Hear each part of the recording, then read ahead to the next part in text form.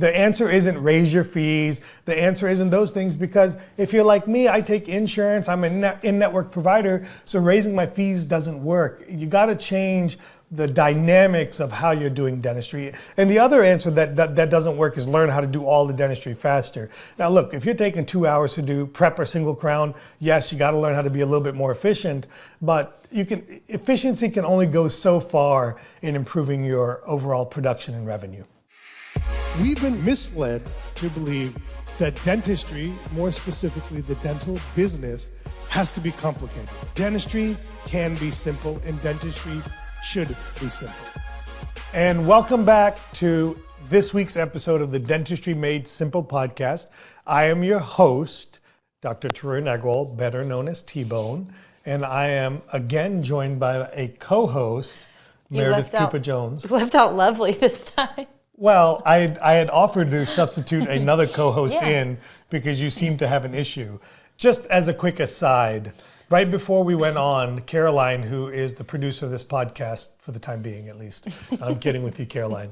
She's the producer of this podcast. She had mentioned to Meredith about her bangs. She bangs or something, and I go, yeah, right, she banged. That's what got her pregnant. And then Meredith goes, well, remember that song on American Idol? I think it was William Hung or something like that. We were thinking you could be him for Halloween. I should, because I so don't look Asian, but she bangs. Close enough. So listen, this week we're gonna talk about how to work a one doctor, one column schedule without an associate. And the reason we bring this up is a common excuse or a common misconception that people hear from myself and or Sully is that you guys can work a one column, one doctor schedule because you have associates.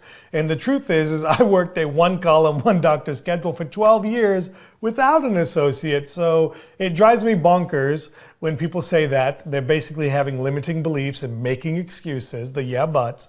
So we want to talk about that this week, and Meredith's going to ask me some questions because, you know, the dentists that come through our masterminds and stuff, or people that we talk to, don't always ask me the questions because they think I'm lying. So they go to Meredith and ask her the questions. Yeah, so we'll kind of get right into today's episode. But first of all, let's clarify what you mean by one doctor, one column, because I think a lot of people are confused by kind of how you practice. I wish we had a little we could show your schedule. Well, what I mean by one doctor, one column, number one is I have a main operatory that I work out of, and that is the operatory I do dentistry in. Okay, we do have additional columns, but I don't actually do what I call real dentistry in that column. That column are consults, second opinions, planning visits, emergencies, bite adjustments, things like that. Not what I call real dentistry. What doesn't go in that column are crown seats. That column isn't like finish a root canal or anything like that. I literally only do what I consider real dentistry in that one column. And we do have a side column that are for those things I talked about. And then the goal over time are the side column should be things that mainly a team member sees.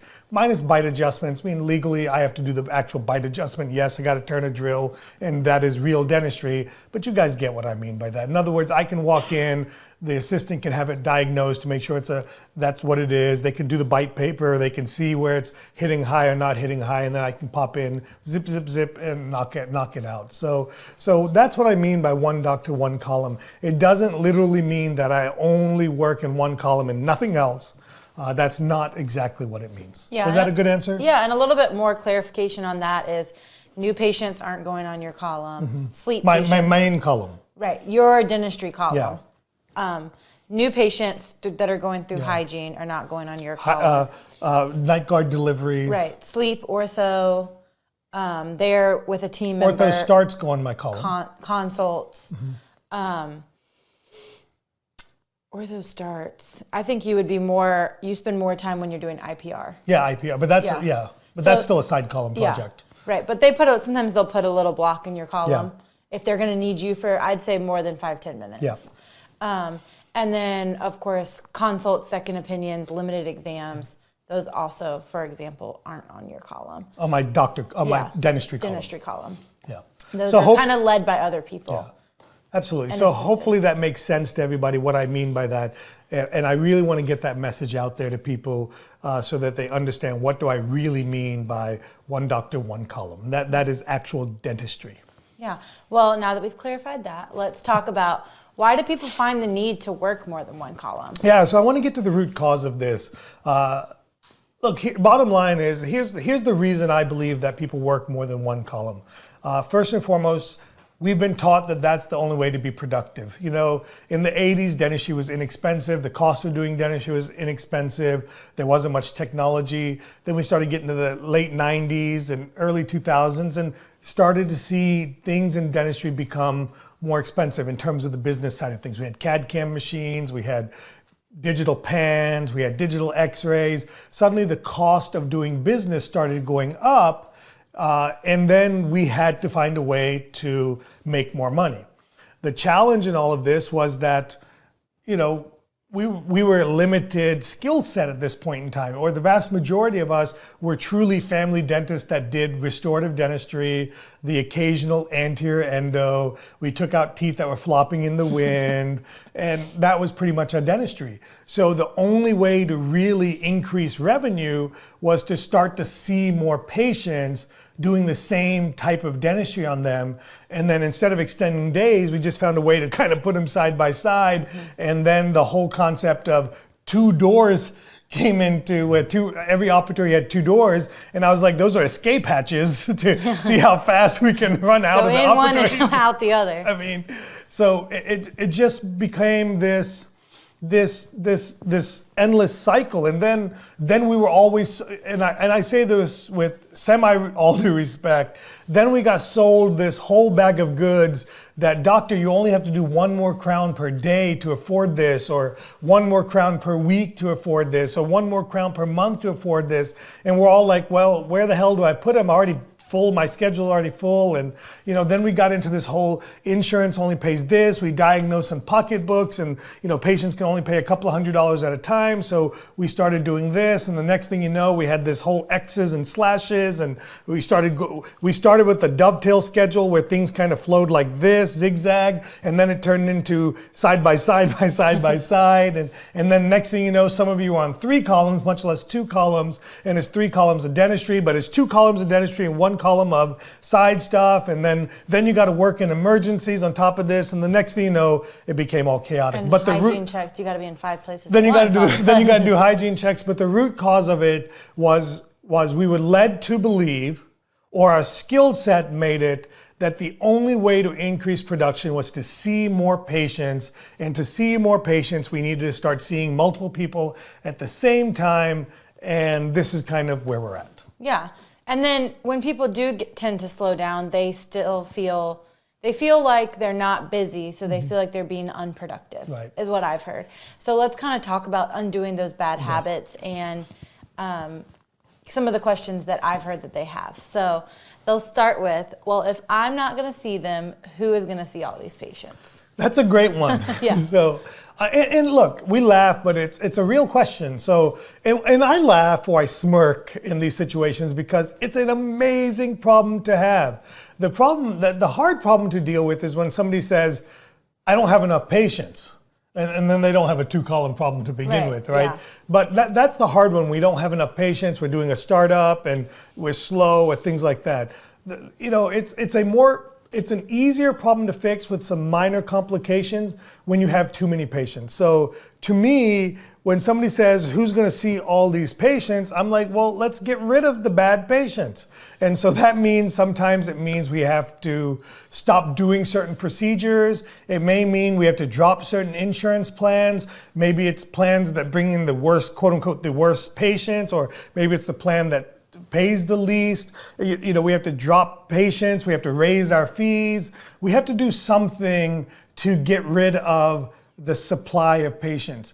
And right now, our economy is handling that because we have a supply issue. So our economy handles that by raising fees. to get rid of the desire for supplies, but then we saw that people wanted to stick around and buy more, and you'll find that you'll drop an insurance plan, or you'll raise fees, or you'll stop doing procedures, and you'll still have too many patients, and then you just got to keep doing more of the same thing, which is drop the insurance plans, raise your fees, drop certain procedures until you finally pare it down to where you have the right amount of patients. So the truth is no pain, no gain. Look, this is hard. I've never said that going from 3 columns to 1 column is easy.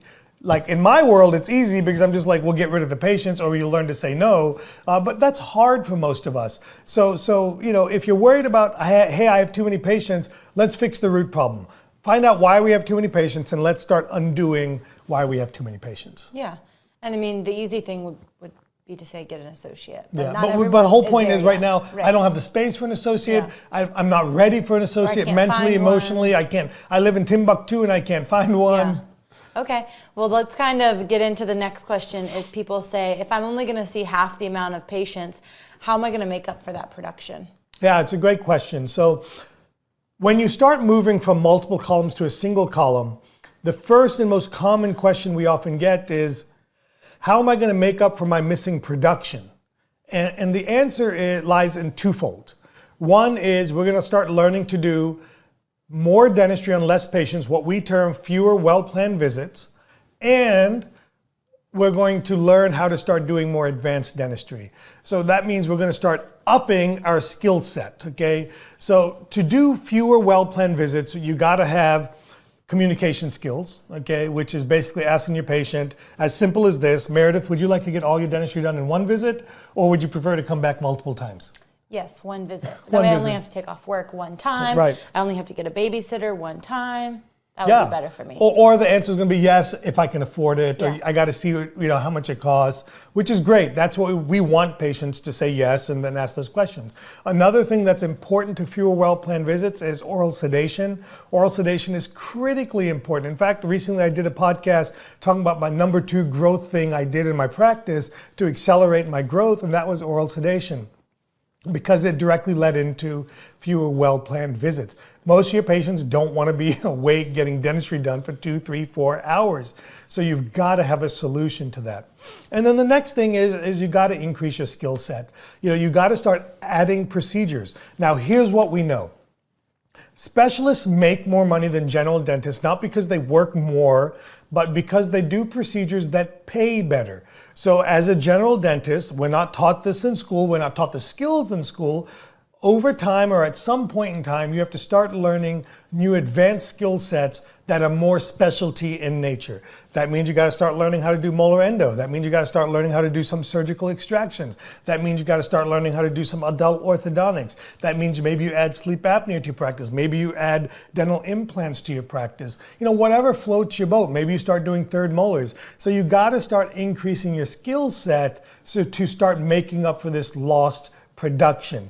Because the truth is I probably, when I was doing all general dentistry, I probably did the same amount of procedures per day that your 2 columns did. I just did them all on less patients in a single column, because instead of having to waste time running from room to room, putting on my roller skates and taking them on and off, I just went into the room, I gloved up once, I did my dentistry, did it to completion, and then left.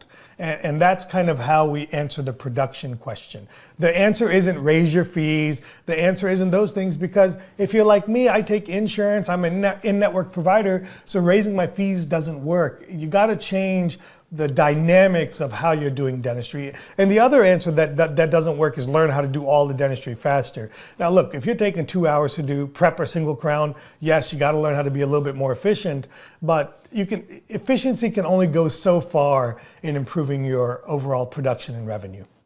Yeah. So you talked a little bit about doing more advanced dentistry. Mm-hmm. So if you're doing more advanced dentistry, then people say, well, then who will see the fillings? Yeah, so I love this question because my initial reaction always gets met with resistance, which is I'm just stop doing fillings. Right. And that's just not always realistic for everyone. For some people, it is totally realistic, right? I don't do that type of procedure anymore.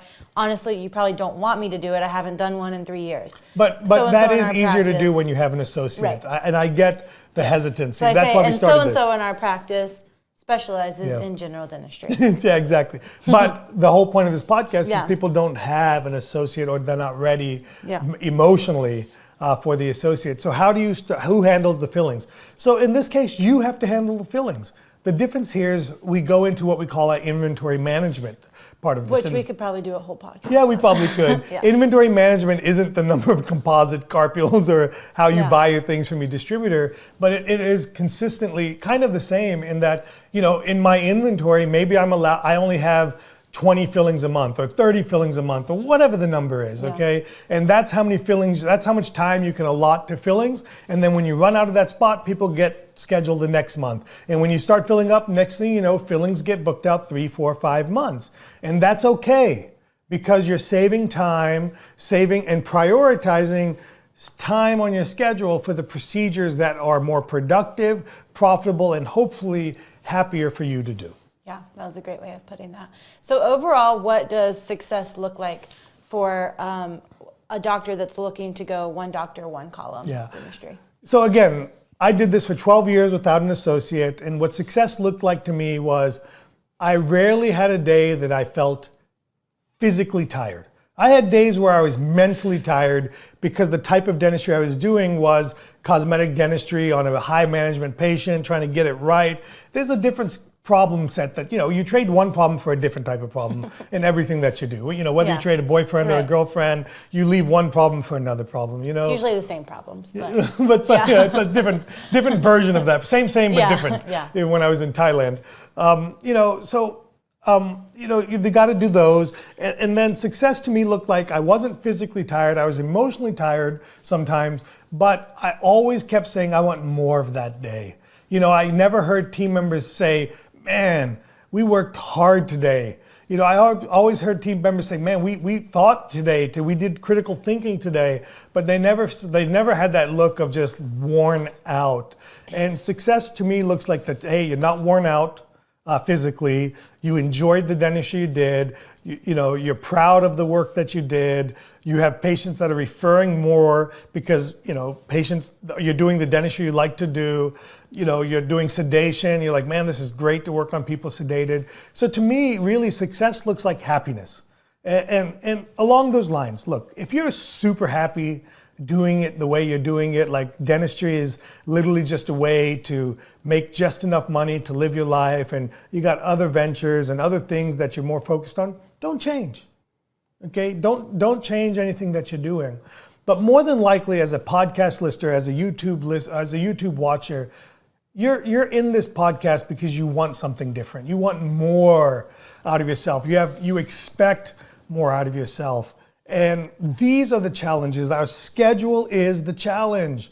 Our schedule holds us back. You know, you are your schedule. At the end of the day, you become what you schedule, and it is a core focus of the mastermind. And I can't, you know, I say it over and over and over again till I'm blue in the face, which would be a lot of blue for me. Like, I'd probably be dead at that point if I turned blue because of how brown I am. We've seen you turn red one time from a patient. That was pretty funny. That was great. I love those. But our mastermind is such an amazing program that really allows you to build your practice. Not my practice, not someone else's practice, not XYZ Insta-famous or fake book practice.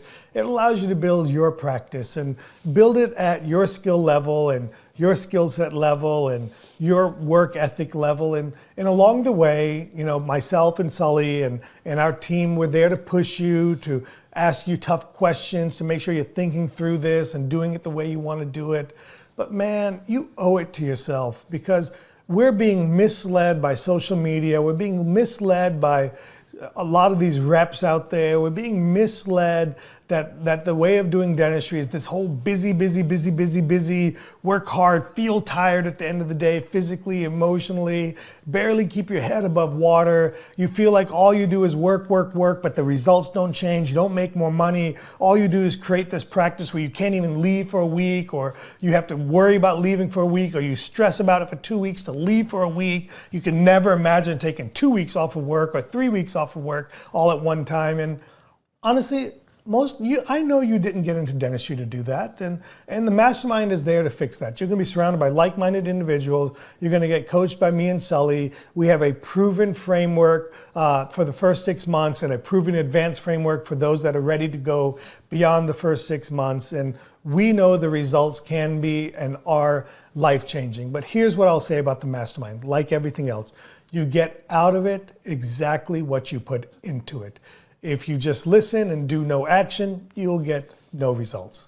So if you're a serious person that's ready to make a change in your practice, apply to be a candidate for the mastermind, 3d-dentist.com/application. You go in, you apply, Meredith follows up with you, and then myself or Sully will kind of make sure that you're a good fit for what we do, and then we'll kind of take it from there. Our next mastermind starts in January 2023. We have a few spots available. We'd love for you to join us. And at least the time of this recording, we have a few spots available. So we'd love for you to join us. Meredith, anything from you? No, we look forward to having you and hope we can help you create your dream practice. I need you to do me a favor. Every episode, almost every episode, I tell you that Meredith has a face for radio. That is so far from the truth. Meredith is beautiful. I would like you to visit our YouTube channel on 3D Dentist, and you can actually watch our podcast there, and you can see what kind of face for radio Meredith has, okay? So if you can do that. Or you can come to the mastermind. Or you can come to the mastermind, but then you might be super pregnant by the time that comes around. So you might really have a face for radio. By July. July. Maybe we'll shoot for July. Everybody, thank you, and have a wonderful week. And please tune in next week for the Dentistry Made Simple podcast.